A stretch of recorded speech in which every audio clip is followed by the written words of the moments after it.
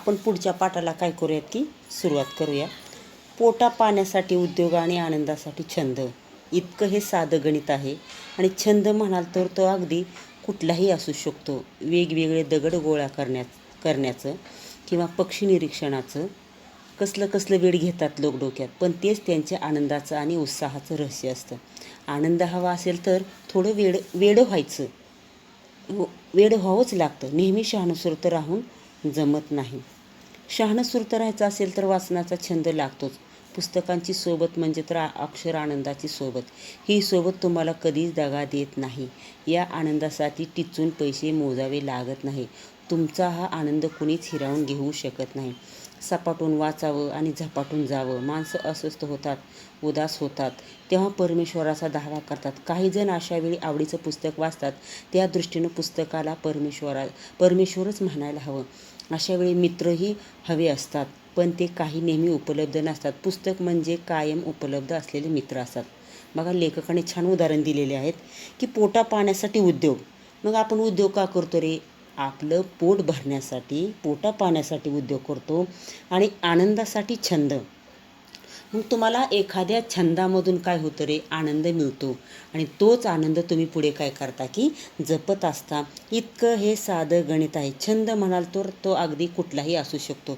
आणि मुलांना एक गोष्ट लक्षात घ्या, छंद जर तुम्ही म्हणाल तर कोणाकोणाला कात्रणं गोळा करायचा छंद असू शकतो. उदाहरणार्थ जुन्या काळातील जे पैसे होते, 5 पैसे 10 पैसे, हे गोळा करण्याचा छंद असू शकतो.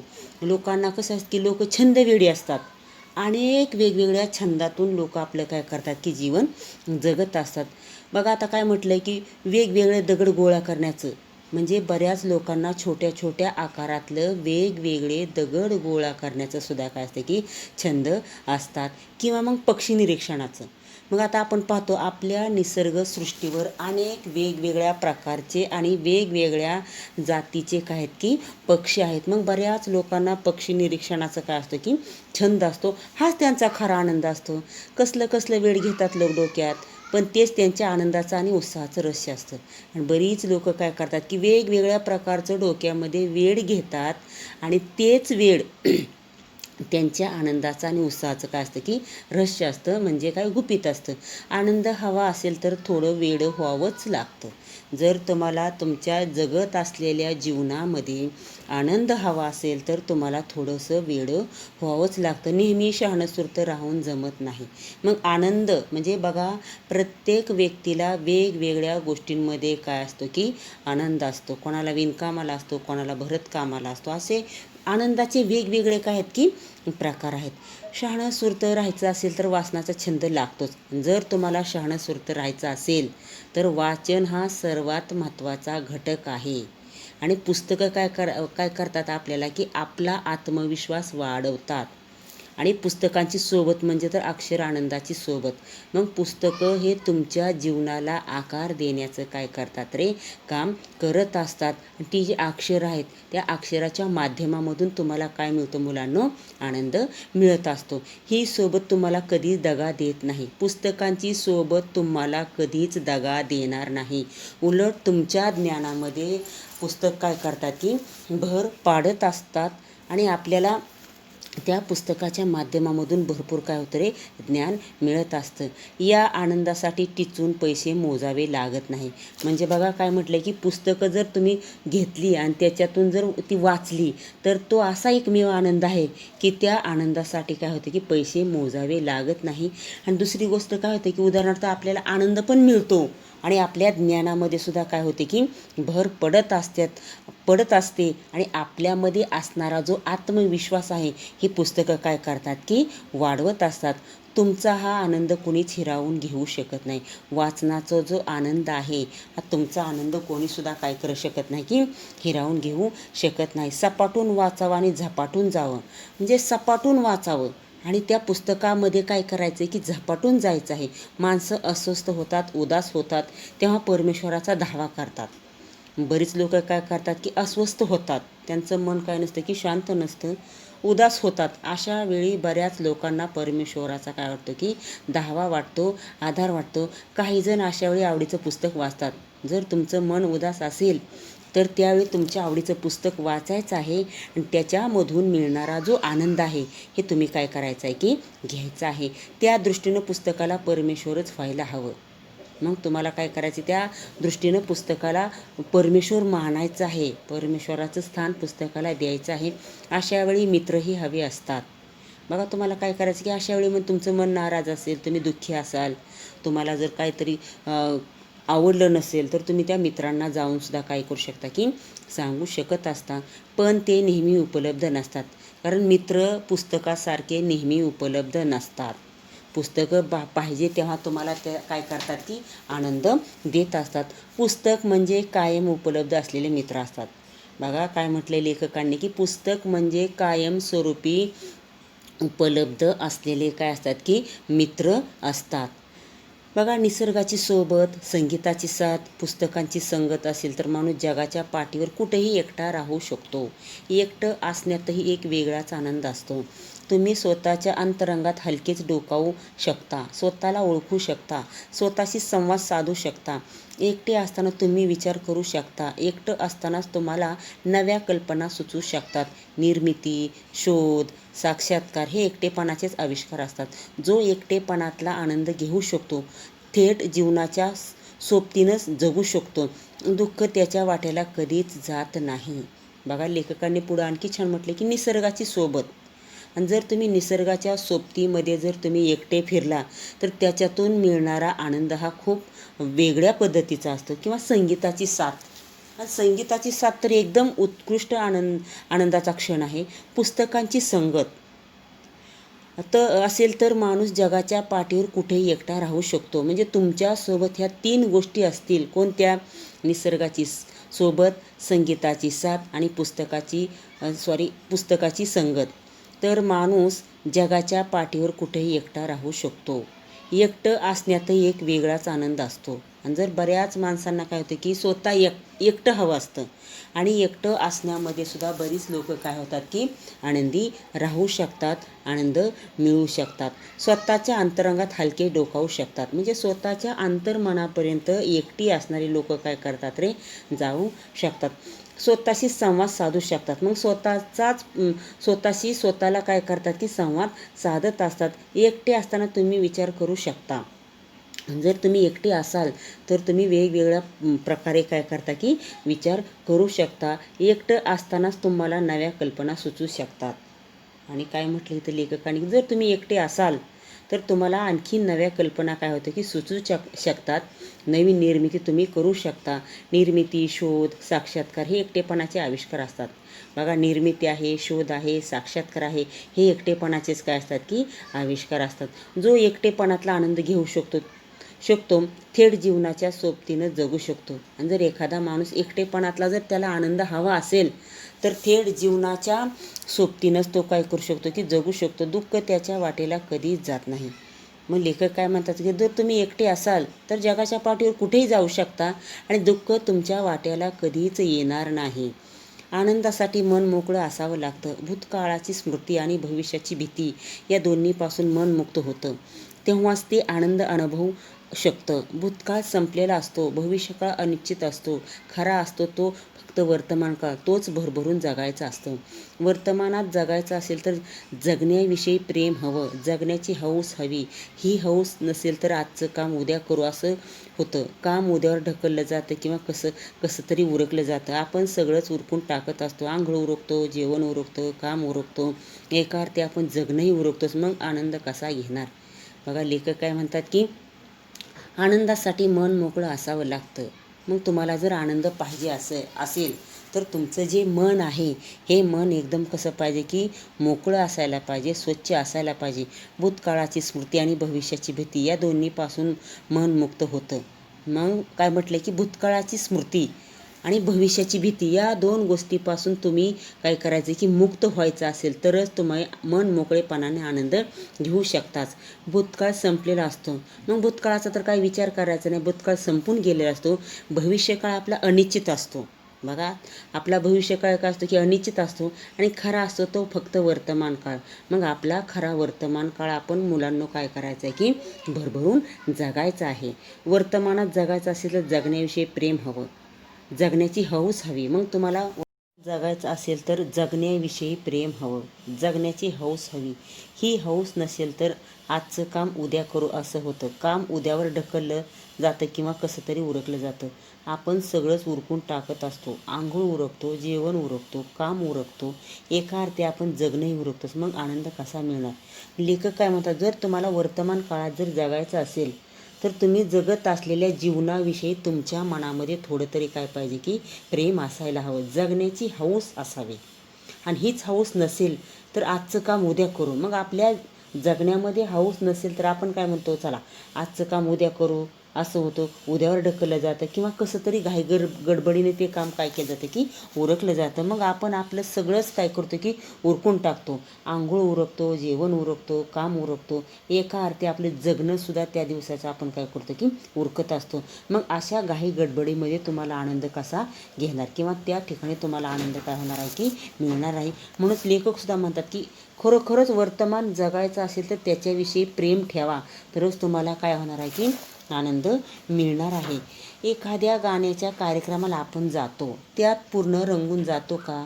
कार्यक्रम संपल्यावर रिक्षा मिळेल की नाही याची चिंता करत बसलो तर गाण्याचा आनंद कसा घेणार? यासाठी आत्ताच्या क्षणात जगा. याचा सोपा अर्थ म्हणजे या क्षणी उत्कंठतेने जे करावंसं वाटतंय ना आणि जे शक्य आहे ते करा. पावसात भिजावंसं वाटतंय ना, मग भिजा.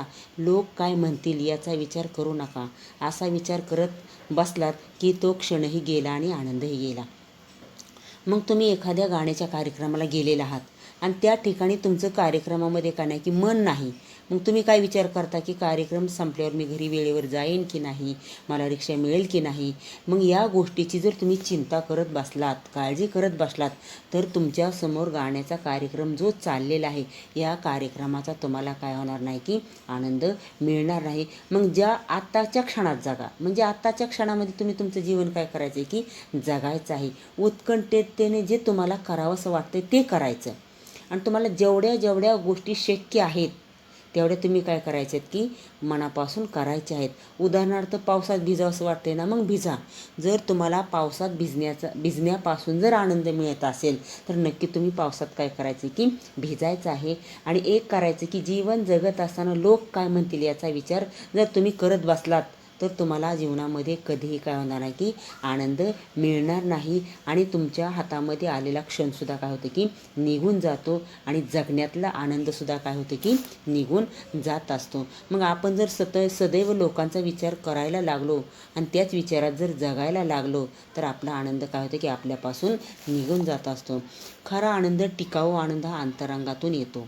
बाह्य यश, वैभव मिळवण्यातही आनंद असतो. पण जर तुम्ही यात दुःखी असाल, उदास असाल तर बाह्य यश तुम्हाला आनंद देऊ शकत नाही. जेव्हा भरपूर सुख, वैभव मिळूनही माणसाला आनंद मिळत नाही, स्वतःबद्दल छान वाटत नाही, समाधान होत नाही, तेव्हा माणूस एक चुकीचा निष्कर्ष काढतो. बघा, जर तुम्हाला आयुष्यामध्ये खरा आनंद पाहिजे असेल, खरा आनंद, टिकाऊ आनंद हा तुमच्या अंतरंगातून येतो. तुम्हाला बाहेर किती पण यश मिळेल, वैभव मिळवण्यातही आनंद असतो. पण जर तुम्ही यात दुःखी असाल, तुम्ही कितीही वैभव मिळवलं, दौलत मिळवली, संपत्ती मिळवली आणि एवढं मिळवून जर तुम्ही दुःखी असाल, उदास असाल तर बाह्य यश तुम्हाला आनंद देऊ शकत नाही. एवढ्या सगळ्या गोष्टींची पूर्तता करून जर तुम्ही दुःखात असाल तर बाह्य यश तुम्हाला आनंद देऊ शकणार नाही. तुमच्याकडे जेव्हा भरपूर सुख, वैभव मिळून माणसाला आनंद मिळत नाही, मग माणसाचं कसं होतं की मुलांनी एक लक्षात घ्या, माणसाच्या मनाचं कधीही समाधान होत नाही. किती जरी मिळवली धनदौलत तरी माणसाचं मन कळत नाही की समाधान होत नाही. मग माणूस काय करतो की चुकीचा निष्कर्ष काढतो.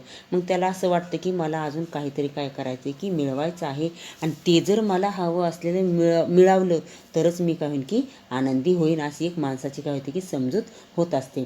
मग अशा वेळी त्यानं बाहेर नव्हे तर आत डोकवायला हवं. मग अशा वेळी त्यांनी काय करायचं की बाहेर न डोकवता तुमच्या अंतरंगामध्ये माणसाने काय करायचं आहे की डोकवायचं आहे. एवढं मिळवूनही मी आनंदात का नाही आहे, मला अशांत अस्वस्थ का वाटतंय, मला नेमकं काय हवं आहे, अशा वेळी उत्तर मिळू शकतं. मग तुम्ही एवढं जरी धन, दौलत, संपत्ती, पैसा मिळून तुम्ही आनंदात नसाल आणि अस्वस्थ वाटत असेल, तुम्हाला आणखी नेमकं काय हवं आहे आणि काय मिळायचं बाकी राहिलेलं आहे, अशा वेळी तुम्हाला एक उत्तर मिळू शकतं, मला विरंगुळा हवा आहे. मग तुम्हाला काय होतं की त्या ठिकाणी विरंगुळ्याची काय असते की गरज असते. कुठंतरी विरंगुळा केला पाहिजे. तुमचं मन काय केलं पाहिजे की रमवलं पाहिजे. मला बायको मुलात रमायला हवं, मला मित्रांशी जीवाभावाचं बोलायला हवं, मला लिहायला हवं, मला लँडस्केप करायला हवेत. तुम्ही आनंदी नसता त्यावेळी आणखी काही मिळवणं, अधिक पैसा कमावणं, अधिक नाव कमावणं हे त्यावरचं उत्तर नसतं. मग ज्यावेळेस तुम्ही आनंदी नसता त्यावेळेस तुम्हाला वैभव मिळवावं लागत नाही किंवा आणखी काहीतरी मिळवायचं आहे, अधिक पैसा कमवायचा आहे, हे त्याच्यावरचं काय नसतं की उत्तर नसतं. तुम्हाला मुलाबाळांमध्ये, बायकोमध्ये, मित्रांमध्ये काय करायचं की जीवाभावाचं बोलायचं आहे, लँडस्केप करायला हवे, तर तुम्ही काय होता की आनंदी होत असता. ते शोधणं हेच उत्तर असतं आणि जे खरोखर हवं असतं ते आपल्याजवळ असतं. जे तुम्ही शोधता हे शोधण्याचेच उत्तर असतं आणि जे तुम्हाला खरं हवं आहे हे तुमच्याजवळच काय होतं की असत असतं. आनंद, प्रेम, शांती, समाधान हे सगळं अंतरंगातच असतं. आणि मुलांनो, एक गोष्ट लक्षात घ्या, तर आनंद, प्रेम, शांती, समाधान या तिन्ही गोष्टी तुमच्याजवळच असतात. पण आपण काय करतो की त्याच्यापर्यंत कधी पोचत नाही. त्या अंतरीच्या आनंदाशी नातं जोडणे एक आपली गरज असते. मग आपल्या आत्म्याशी आनंदाचं नातं जोडणं हीच आपली आयुष्यामध्ये खरी काय असते की गरज असते. हे नातं जोडणं अगदी सोपं असतं. आनंद जर मानता येत असेल तर तो मिळवायचा कशाला, असं काहींना वाटतं. एक साधं उदाहरण घेऊ. जे रोज ताटात येतं ते आपण आवडीनं खायला हवंच. अगदी झुणका भाकर आली तरीही. अन्न हे पूर्ण ब्रह्म म्हणतात ते खरंच, पण याचा अर्थ आयुष्यभर झुणका भाकर खाऊन दिवस काढत असा थोडाच होतो. बघा, लेखक पुढे काय म्हणतात की तुमच्या अंतर्मनातल्या असलेल्या आनंदाबरोबर तुम्हाला काय करायचं आहे की नातं जोडायचं आहे, ते टिकवायचं आहे. आनंद जर तुम्हाला मानता येत नसेल तर तो मिळवायचाच कशाला, असं काहींना वाटतं. मग बऱ्याच लोकांना काय होतं की आनंद मिळवून काय करायचे, तुम्ही तो कधी मानतच नाही. मग तुम्ही काय करायचं की तो आनंदसुद्धा मिळवण्याच्या काय करायचं की भानगडीत पडायचं नाही. एक उदाहरण दिले लेखकाने, जे रोज ताटात येतं ते आवडीनं खायला हवं.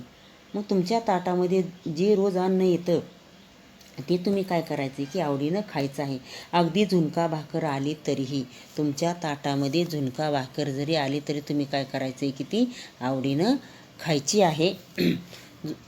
कारण अन्न हे पूर्ण ब्रह्म आहे, ते खरंच आहे. मग तुम्हाला अन्न जे आहे ते काय की पूर्ण ब्रह्म आहे, हे खरंच आहे. मग तुम्ही काय करायचं आहे की मग रोज झुणका भाकर दिली तर खाताल का? तुम्ही रोज झुणका भाकर दिली तर काय करणार की खाणार नाहीत. मग अधिक सुखाचे मी सुखाचे म्हणतोय दिवस यावेत, गोडधोड खावं असं वाटणं वगैरे गैर आहे का? गोडधोड हे सुद्धा पूर्ण ब्रह्मच असतं की. कष्टाची भाकर गोड लागते शंकाच नाही, पण कष्टाचं गोडसुद्धा गोडच लागतं की अधिक गोड लागतं जर त्यात सुखकर्तृत्वाची गोडी मिळाली असेल तरच. बघा पुढे लेखक काय म्हणतात की मग मला काय होतं की अधिक सुखाचे दिवस यावेत, अधिक सुखाचे दिवस येते, मी सुखाचे म्हणतोय दिवस यावेत, गोडधोड खावंसं वाटते. मग कधीतरी आपल्याला झुणका भाकर खाऊन काहीतरी कंटाळ येतो, मग गोडधोड खावंसं वाटतं. याच्यामध्ये काय वेगळं नाही आहे. गोडधोड हे सुद्धा काय की पूर्ण ब्रह्मच असतं. आणि त्याच्यामध्ये जर तुम्ही कष्ट करून पैसे कमवून आणलेली जर भाकरी असेल त्याच्यामध्ये ते जेवण तुम्हाला आणखी काय होतं की गोड लागतं. आणि ह्याच्यामध्ये कर्तृत्वाची गोडी मिसळली असेल तर, तुमच्या स्वतःच्या कर्तृत्वाची त्या जेवणामध्ये जर गोडी मिळवली असेल तर तुम्हाला जेवण अगदी काय होतं की ते गोड लागत असतं. अधिक मिळवायला हवं, पण हवं असणं म्हणजे हाव असणं नव्हे. पैसा का हवा असतो? पैसा मिळाल्यानं आनंद होतो, तो आनंद पैशाचा नसतो, तो आपण कमावला याचा आनंद होतो. पैशाशिवाय जो आनंदी राहू शकतो तोच पैशानं अधिक आनंद घेऊ शकतो. नाहीतर कितीही पैसे मिळाले तरी त्याचं समाधान होत नाही. तो पैशाच्या पाठी धावत राहतो आणि आनंदाला अधिक पारखा होतो. बघा, अधिक मिळवायला हवं, अधिक म्हणजे काय, आहे त्याच्यापेक्षा दुप्पट. पण हवं असणं म्हणजे हाव. मग तुम्हाला आहे त्याच्यापेक्षा दुप्पट मिळवलं म्हणजे तुम्ही काय झाले की तुम्ही हव्यासापोटी कमवत आहात. पैसा का हवा असतो? पैसा मिळाल्यानं आनंद होतो, तो आनंद पैशाचा नसतो. म्हणजे पैसा मिळाल्याने तुम्हाला आनंद होत नाही, तो तुम्ही कमवता आणि तुम्ही कमावला याचा तुम्हाला काय होतं की आनंद होत असतो. पैशाशिवाय जो आनंदी राहू शकतो तोच पैशाने अधिक आनंद घेऊ शकतो. आणि जो पैशाशिवाय आनंदी राहू शकतो तोच मिळवलेल्या पैशाने काय होतं की आनंद घेऊ शकतो. नाहीतर कितीही पैसे मिळाले तरी ते समाधान होत नाही. आणि माणसाचं मन असं आहे की त्याला कितीही धनदौलत संपत्ती मिळाली तरी त्याचं काय होतं की समाधान होत नाही. तो पैशाच्या पाठी धावत राहतो आणि आनंदाला मग माणूस पैसा पैसा करतच काय करतो की पैशाच्या पाठी धावतो आणि आपल्या आयुष्यामध्ये जो आनंद आहे ह्या आनंदाला तो काय होतो की पारका होतो. यश मिळतं, वैभव मिळतं, कीर्ती मिळते, तेही नक्की काय होतं?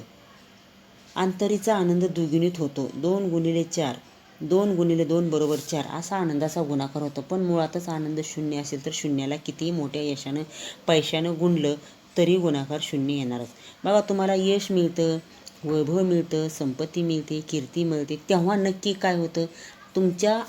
तुमच्या मनामध्ये जो आनंद आहे, तुमच्या अंतरेचा आनंद काय होतो की तो वाढत जातो, द्विगुणित होतो, आनंदाचा गुणाकार होतो. पण मुळातच आनंद शून्य असेल तर गुणाकार जरी झाला आणि अनुभव ही आनंदाची कारणं नव्हेत, आनंद अनुभवण्याची ती निमित्त आहेत. पैशानं आनंद विकत घेता येत नाही. खरा आनंद विकाऊ नसतोच, टिकाऊ असला तरच तो खरा आनंद. एखाद्या ध्येयानं स्वप्नानं झपाटून जाणं आणि त्याच्या पूर्ततेसाठी झटून प्रयत्न करणं हेच माणसाचं जगणं आहे. पण या प्रयत्नातही आनंद असतोच. तो घेता आला की आनंदासाठी वेगळा प्रयत्न करावा लागत नाही. तर बाकी यश, वैभव ही आनंदाची कारणं नाहीत. तर तुम्हाला मिळणारं यश आहे, वैभव आहे, तुमच्या आनंदाची कारणं नाहीत. आनंद तुमच्याकडे असलेला आनंद अनुभवण्याची ती काय आहेत की निमित्त आहेत. पैशानं आनंद विकत घेता येत नाही. खरा आनंद विकाऊ नसतोच. मग पैशानं काय होतं की आनंद विकत घेता येत नाही. तो तुमच्यामध्ये असणारा आनंद काय पाहिजे की टिकाऊ पाहिजे, तरच तो तुमचा आनंद काय असतो की खरा आनंद असतो. एखाद्या ध्येयानं स्वप्नानं झपाटून जाणं आणि त्याच्या पूर्ततेसाठी झटून प्रयत्न करणं हेच माणसाचं जगणं आहे. मग तुमच्याकडे एखादं ध्येय असेल, स्वप्न असेल, मग त्या ध्येयापर्यंत पोचण्यासाठी, स्वप्नापर्यंत पोचण्यासाठी तुम्ही झपाटून काय करायचं की प्रयत्न करायचे आहेत. आणि त्याच्या पूर्ततेसाठी म्हणजे ते ध्येय आणि स्वप्न पूर्ण होण्यासाठी तुम्हाला झटून काय करायचे की प्रयत्न करायचेच आहेत. हेच तुमच्या जगण्याचं काय की खरा अर्थ आहे. पण या प्रयत्नात आनंद असतोच. मग तुम्ही करत असलेल्या प्रयत्नामध्ये सुद्धा काय असतं की एक वेगळ्या प्रकारचा आनंद असतो. आणि एवढे प्रयत्न करून जर तुम्हाला यश मिळालं तर त्याच्याहून जास्त तुम्हाला काय होतं की आनंद मिळत असतो. तो घेता आला की आनंदासाठी वेगळा प्रयत्न करावा लागत नाही. तुम्ही केलेल्या प्रयत्नातून तुम्हाला जर आनंद घेता आला तर तुम्हाला आनंदासाठी वेगळा प्रयत्न करावा लागणार नाही. आनंदी आयुष्यासाठीचे एक सोपं तत्व आहे. ज्यात तुम्हाला खरा आनंद होतो ते क्षेत्र निवडा. स्वतःच्या आवडीचं काम निवडा. केवळ आई वडिलांची इच्छा म्हणून मुलानं डॉक्टर होऊन काय आईवडिलांची इच्छा म्हणून मुलानं डॉक्टर होऊन काय साधलं. त्याला वाटतं आपण आईवडिलांच्या आनंदासाठी हे केलं. पण जेव्हा आईवडिलांना जाणवतं की मुलगा खरा आनंदी नाही, तेव्हा शेवटी तेही खांतावतच ना. मग बघा, लेखक काय म्हणतात की आनंदी आयुष्यासाठी एक सोपं तत्व आहे. जर तुम्हाला तुमच्या आयुष्यामध्ये आनंद पाहिजे असेल तर तुम्हाला एक सोपं तत्व आहे. मग तुम्हाला जे आवडतं ते तुम्ही काम करा. तुमच्या आवडीचं क्षेत्र निवडा आणि स्वतःच्या आवडीचं काम निवडा. केवळ आई वडील म्हणतात म्हणून तुम्ही काय करायचं आहे की ते क्षेत्र निवडायचं नाही. कारण त्या क्षेत्रामध्ये तुम्हाला काय होणार की आनंद मिळणार नाही. तुम्हाला आवडतं म्हणून करा. आईवडिलांच्या इच्छेसाठी तुम्ही ते क्षेत्र निवडू नका. मग काय होतं की आईवडिलांच्या आनंदासाठी जर तुम्ही ते क्षेत्र निवडलं, मग आईवडिलांना नंतर कधीतरी काय होतं की ते जाणवत राहतं आपला मुलगा काय नाही की सुखी नाही आहे. म्हणून आयुष्यामध्ये जीवन जगत असताना तुम्हाला आवडत असलेल्या क्षेत्रामध्ये तुम्ही काय करायचे की काम करायचं आहे. ते क्षेत्र तुम्ही काय करायचे की निवडायचं आहे. कारण त्या ठिकाणी कष्ट हे तुम्हाला करावे लागणार आहेत. ज्यात तुम्हाला खरा आनंद वाटतो तेच काम करा. म्हणजे कोणतं काम केल्यानंतर तुम्हाला खरा आनंद वाटतो तेच तुम्ही काय करायचं की काम करायचं आहे. अर्थात काही वेळा शक्य नसतं. हवं तेच काम काय होतं की मिळतं असं नाही. मग काय होतं की ज्या गोष्टीमध्ये तुम्हाला आनंद खरा मिळत असेल तेच तुम्ही काम करायचं आहे.